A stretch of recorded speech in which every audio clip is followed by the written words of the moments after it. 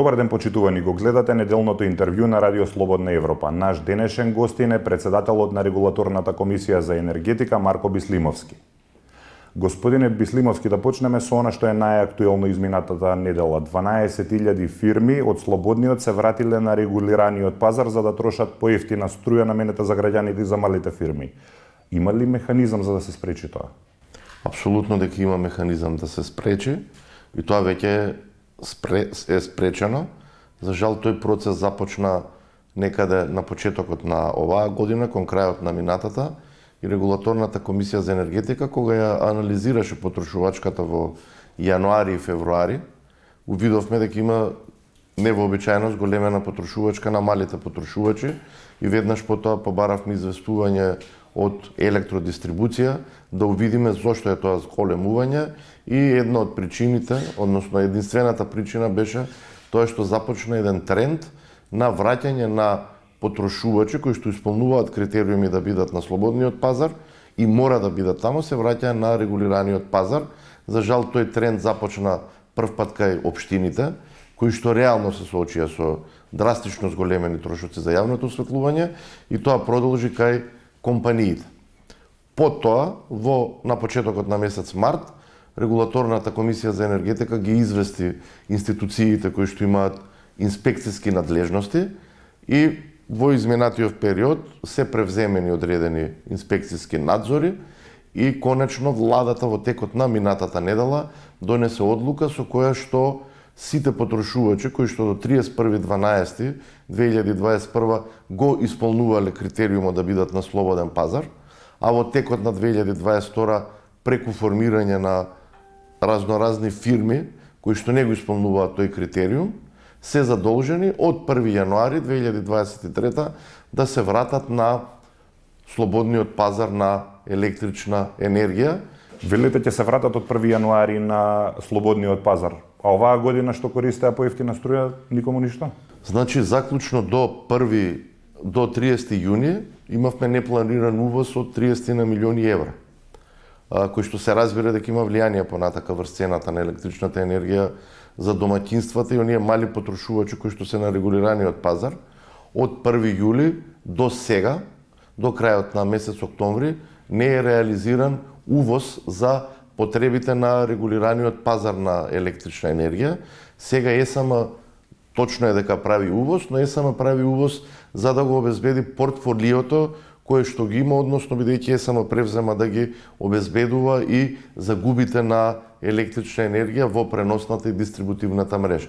Така до 1 јули натака немаме влијание на цената и ние како Регулаторна комисија за енергетика, кога ја носевме одлуката за цени кон крајот на јуни, која што почна да важи од 1 јули, со цел да се трнат овие потрошувачи да не се враќаат толку, направивме зголемување на цената на електрична енергија на регулираниот пазар.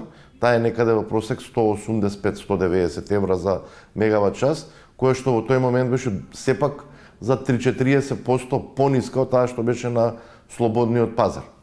За жал, овие компании и општините постапија така како што постапија, понатака верувам дека државните органи ќе превземат соодветни мерки.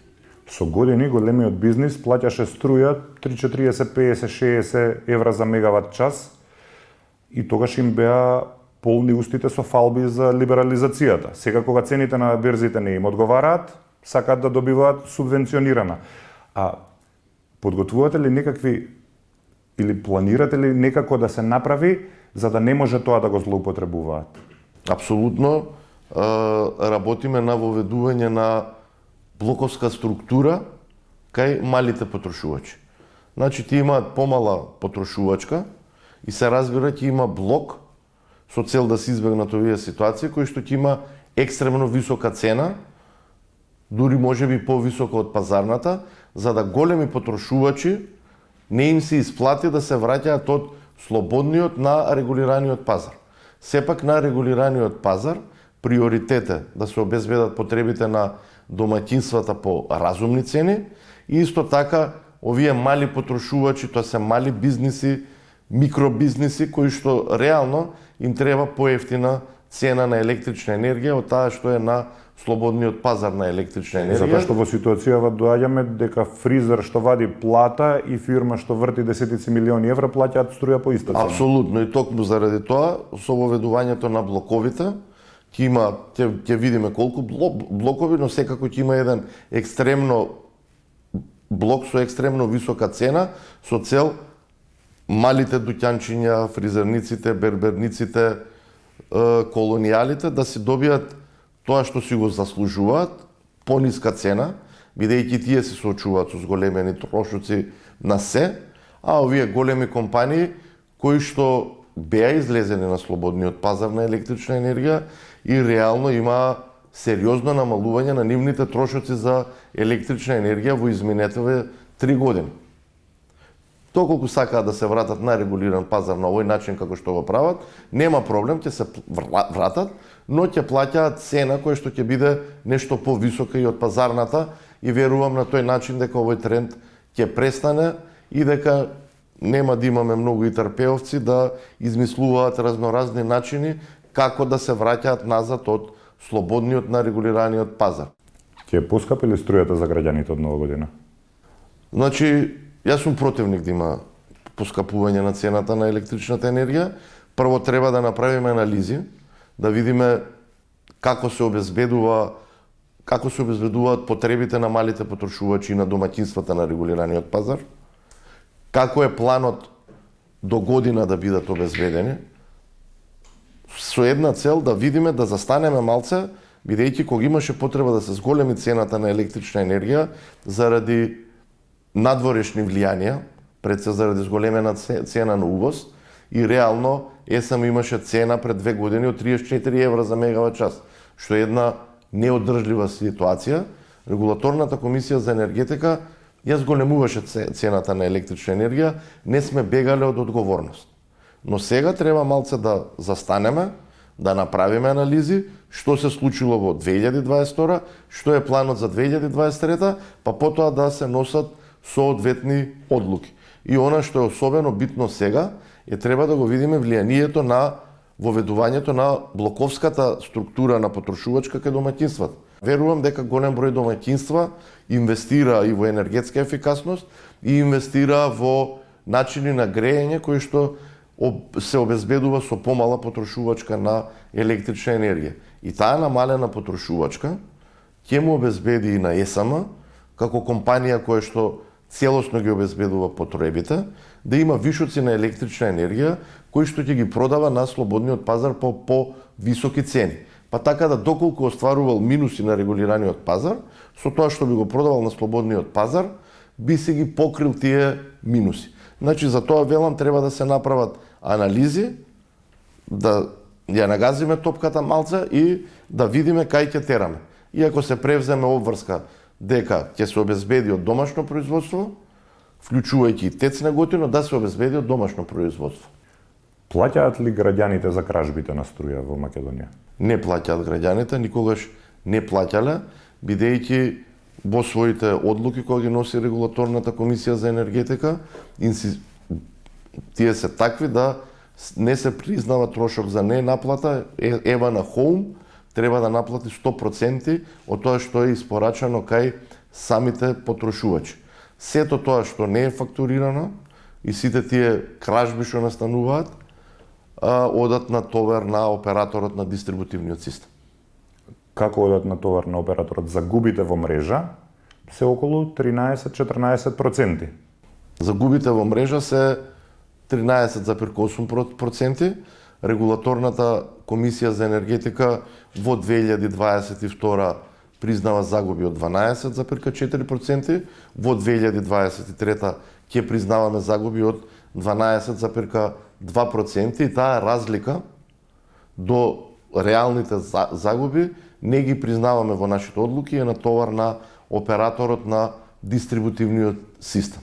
Но хипотетички, ако оправданата загуба, оправдана збориме, каблите се загреваат додека тече струјата, загуби при трансформација е 10%. А вие признавате 12,4%. Хипотетички, дали е тогаш можно тие 2,4% да се кражби кои што ги плаќаме?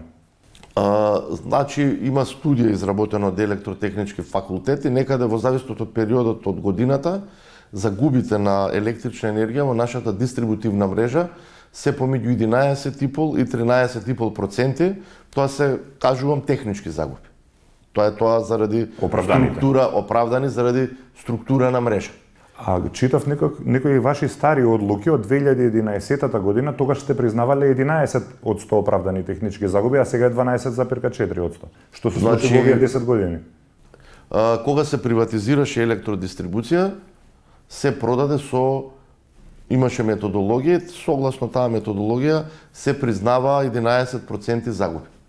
Во 2011 се донесе нов закон за енергетика и согласно тој нов закон за енергетика не важеше веќе тој процент од 11%, туку се даде можност да се воведе план за намалување на загуби и по донесувањето на новиот закон за енергетика се признавале 14% загуби неколку години поред и некаде од 2018 година, 2017 е донесен план за намалување на загуби и согласно кој почнува етапно намалување на загубите на електрична енергија и наместо 14% до година ќе имаме 12,2%. Од време на време во јавноста се појавуваат вести дека син, ќерка, брат, баџанак на некој функционер се вработил во некоја енергетските компании. Чудно ли ви е што никогаш не се работи за електроинженер? Па, вака, значи, реално, ако ги гледаме и колку студенти во последниве години се запишуваат на електротехнички факултет, насока електроенергетика, сега не знам, има и повеќе насоки, но таа енергетска